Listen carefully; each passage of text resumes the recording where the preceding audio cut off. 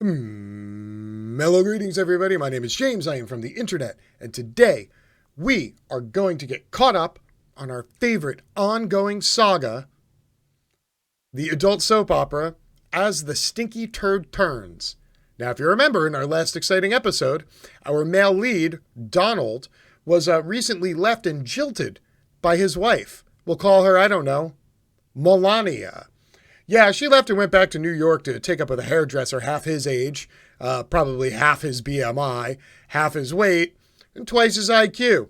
And it left Donald feeling a little dejected. He's sitting at home, he's feeling sad, he's feeling bloated. He feels like nobody cares about him.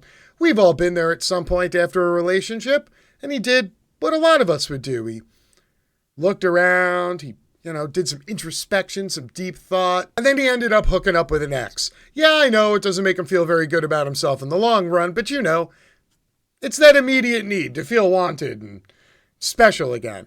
So he turned to his ex-lover, we'll call him Rudy. Now, if you remember Rudy, we left him standing on the stage behind a woman in a leopard print outfit who was talking while he took a minute to figure out how to unscrew a bottle of water. I don't think Don's going to stay with him for very long. But this sets a very interesting table for something else I wanted to review in the ongoing legal sagas of As the Stinky Turd Turns. So let me remind you who this woman in the leopard print is. Her name is Sidney Powell, and she was the lead attorney for the Trump 2020 campaign.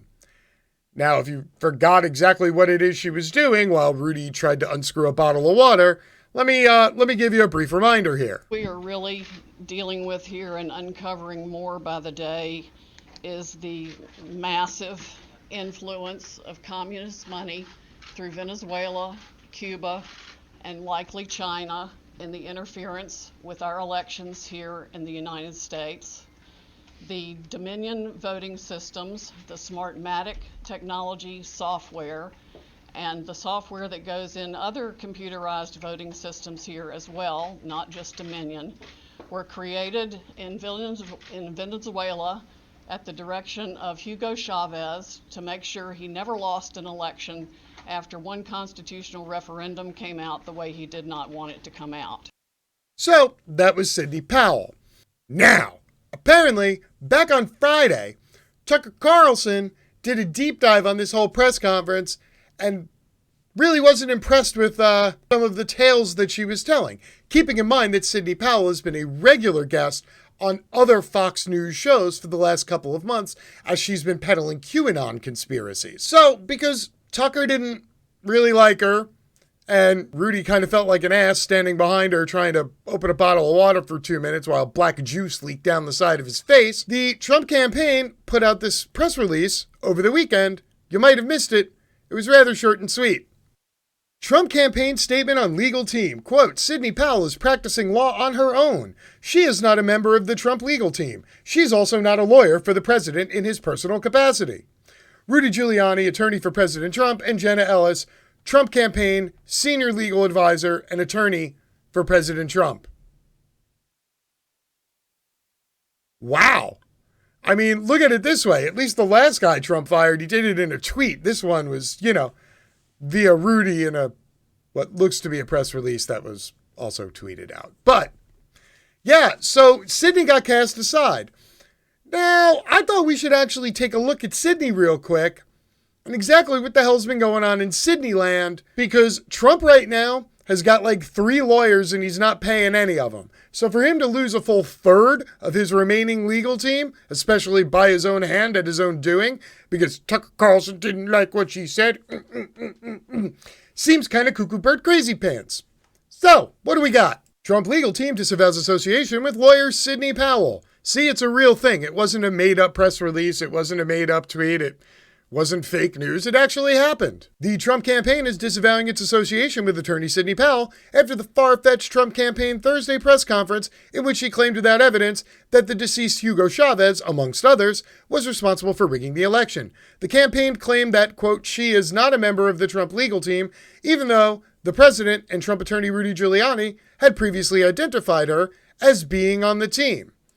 Now, For those of us who don't know who Sidney Powell is, real quick, I'm going to review with you, then we'll get back to this. Just so you know who she is, because she kind of burst suddenly onto the scene and now is apparently burst on her way back out of the scene with equal quickness. She's represented numerous clients, especially in appellate matters. She represented executives in the Enron scandal. Yeah, the Scooter Libby throwback. And in 2019, defended General Michael Flynn in the United States versus Flynn. Powell has made claims of a deep state plot to frame Flynn and has promoted personalities and slogans associated with the QAnon conspiracy theory. Just to let you all know who Sidney Powell is, if you were scratching your head, she popped up on her TV one day and you're like, who the fuck is that? Well, there you go. Now you know who she is. In the days since the press conference, Powell's made additional unfounded claims to conservative networks, and her claims have even been questioned by Fox News' Tucker Carlson after she refused to produce her evidence on the show. Quote, Sidney Powell is practicing law on her own. She is not a member of the Trump legal team. She's also not a lawyer for the president in his personal capacity, said the statement from Giuliani and Jenna Ellis. Now, during Thursday's press conference, Giuliani had identified Powell as a member of the team defending Mr. Trump, and the president himself identified Powell as someone working for him in a November 14th tweet. I look forward to Mayor Giuliani spearheading the tremendous legal effort to defend our right to tremendous free and tremendous fair elections. Tremendous Rudy Giuliani, tremendous Joseph de Geneva, tremendous Victoria Toensing, and tremendous Sidney Powell, with tremendous Jenna Ellis, are truly a great and tremendous team. Added to other wonderful lawyers and representatives. I know I threw the word tremendous in there a couple times, but I thought it would make it sound Trumpier. If you don't believe me, there's the actual tweet. He actually tweeted it out. Okay? So, Sidney Powell, who Trump bragged about in a tweet as being part of his legal team, who both Jenna Ellis and Rudy Giuliani have previously announced as being a member of their team before handing over the podium to her and letting her talk for 20 minutes during a Trump campaign press conference, now apparently no longer works for the Trump campaign. Why? Because she is so cuckoo bird crazy pants that even Donald Trump and Rudy Giuliani are like, I think there might be something wrong with her. Which, depending on which side of the aisle you're on, you could treat as, deep praise. I mean, when somebody in the mecca of a career space, like being cuckoo bird crazy pants, can identify you as being so cuckoo bird crazy pants that they don't want you near them, I don't know, that's kind of a compliment. She could put that on her resume. Now, here's what Sidney Powell's been up to. This is her Twitter account. Her pinned tweet right on the top of the Twitter account. Big tech and Facebook, Google, Twitter are all into suppressing our freedom of speech to challenge this outrageous election fraud. Wonder who all funding the communist efforts for Biden. Read the sworn... Are all into suppressing our freedom of speech to challenge this outrageous election fraud. Wonder who all funding the communist efforts for Biden. Sidney Powell, ladies and gentlemen. Yeah. In fact, her Twitter feed is so dank, she even retweets Scott Baio. Now, I know when I'm looking for a lawyer and I need grade A, top quality legal representation, I'm going for the person who retweets Chachi. By the way, Chachi was tweeting about how Michael Steele is a former assistant with Mitt Romney and is also a spokesperson for Dominion.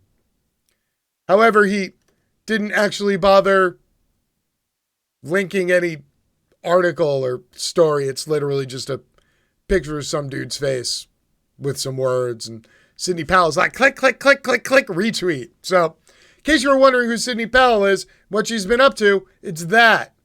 Oh, what's that? There's more? Okay. Hey, President Trump hasn't answered a question from a reporter in 17 days. Call me fucking shocked, right? Don't worry, Sidney's on the case. He doesn't need to. He's already decided to release the kraken. He could sit back with popcorn and watch the show.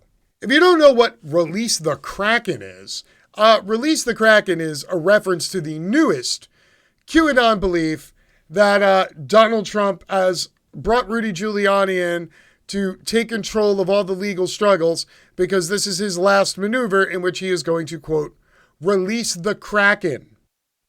The kraken. Rudy Giuliani, who maybe looks like he's smoking the kraken, but is most assuredly not a gigantic, all-powerful, mythological beast.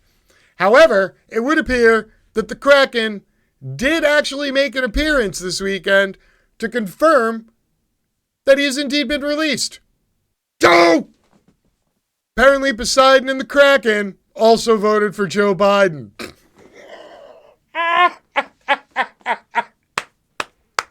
So I really just wanted to get you caught up with what's going on with the Trump legal team and get a chance to watch Rudy take 90 seconds to open a bottle of water again because it's fucking hilarious. So, Sidney Powell's out, Rudy's still in, Jenna Ellis is still in, Michigan is going to certify, Pennsylvania threw out his last lawsuit, Georgia is recounting and then they're going to certify. Don't celebrate yet though, people, because as cuckoo bird as it sounds, that Rudy and Don are going to release the kraken, I'm sure they are going to release something. I'm sure they have one last-ditch effort up their sleeves, and whatever it is, it's going to be shitty, it's going to be ridiculous, you're going to be boggled that somebody even tried something that ludicrous, and then you're going to sit around and you're going to brace for impact and wonder, is the Supreme Court or the Senate actually going to go along with whatever last-ditch plan he has? I don't think it's going to happen. There's 20-some-odd Republican senators who are already starting to voice some discontent with Trump, and again, after that special Senate runoff in Georgia, I can't imagine anybody in the GOP has anything left that they want from Donald Trump. So, continue to organize. Keep your eye on the prize. Got about 6 weeks left. We'll see what happens, all right? My name's James. I'm out. Peace.